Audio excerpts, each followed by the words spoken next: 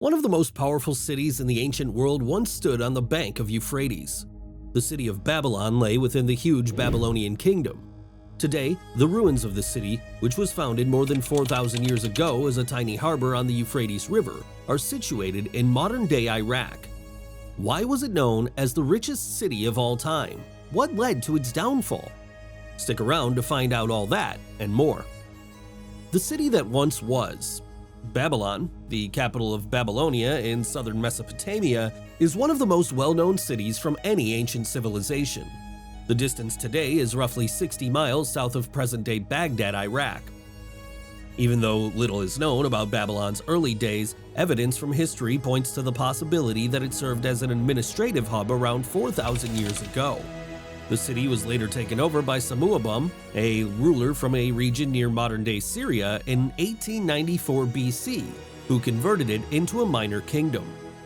Then, when Hammurabi, the city's sixth king, rose to the throne in 1792 BC, the city's fortunes underwent a significant upheaval.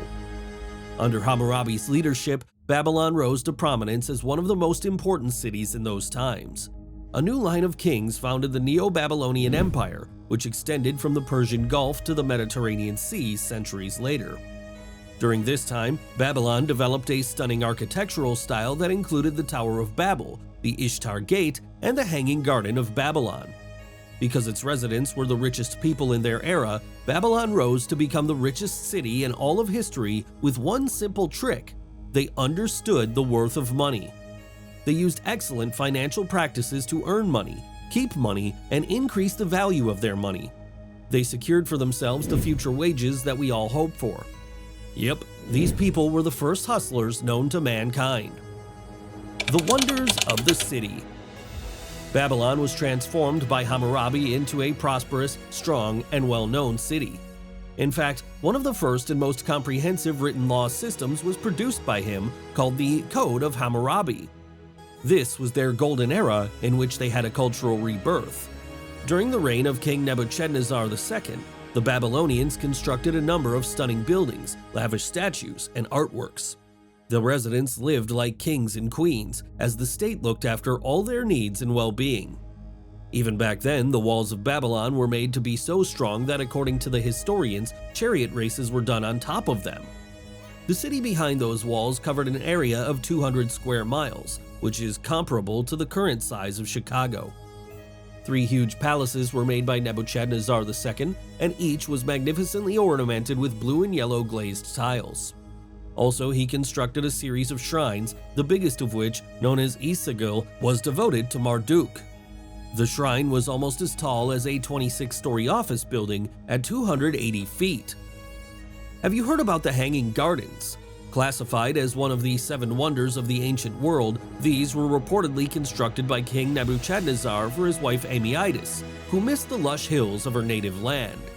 Although the exact site of the gardens has never been determined, it is believed that they are consisted of an increasing sequence of tier-style gardens filled with trees, shrubs, and vines. Then the magnificent Ishtar Gate was Babylon's principal entryway to its inner city. Bright blue glazed bricks with images of bulls, dragons, and lions were used to decorate the doorway.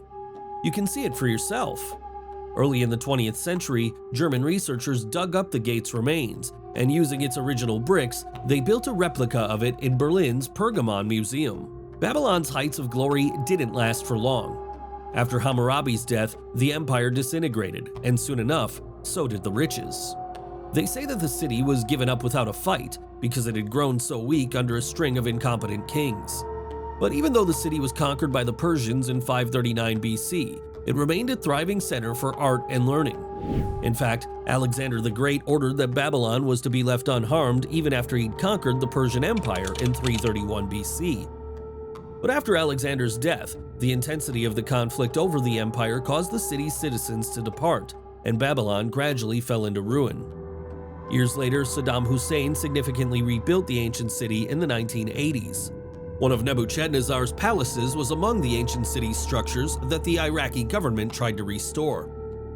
But then American forces made a military base on the ruins, following the 2003 invasion of Iraq. According to the United Nations Office for Cultural Heritage, the base significantly damaged the ancient site. There you have it, the fall of the richest city of all time, which now you can hardly find traces of. Let us know your thoughts in the comments below, and make sure to watch the next video.